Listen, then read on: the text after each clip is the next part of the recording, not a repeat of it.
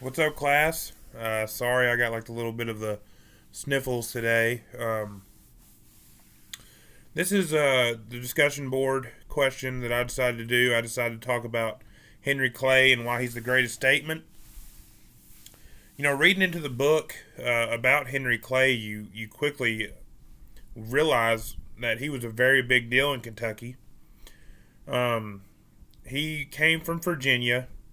He started as a lawyer, but one of the biggest things about him being a lawyer, and this is one of the things I talked about in my short paper that I typed here.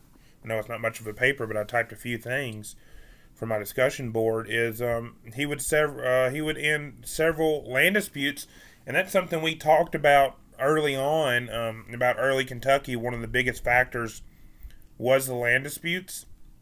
And another thing he was all for was freeing slaves. He made it where he tried to work with a guy from Bowling Green, which I find interesting, Joseph Underwood, to try and end slavery by, they said they would pay the slave owners if they would free their slaves. So then you go on to more of his political career, becoming Speaker of the House at a young age, becoming Secretary of State, working hand in hand with the president. He even had a run at presidency. I'm really surprised he wasn't elected because of some of the things he did. But he had a big role in the Compromise of 1850.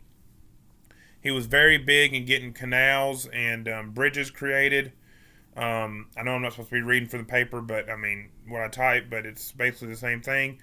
He had a very big role as serving on the Peace Commission following the War of 1812. And he'd also be a party of the Treaty of Ghent. So I put there that he's no doubt Kentucky's greatest statesman, simply due to the fact that not only did he start as a lawyer, but he succeeded as a political figure for not just Kentucky, but America as well. Thank you guys for listening. I hope y'all have a good semester.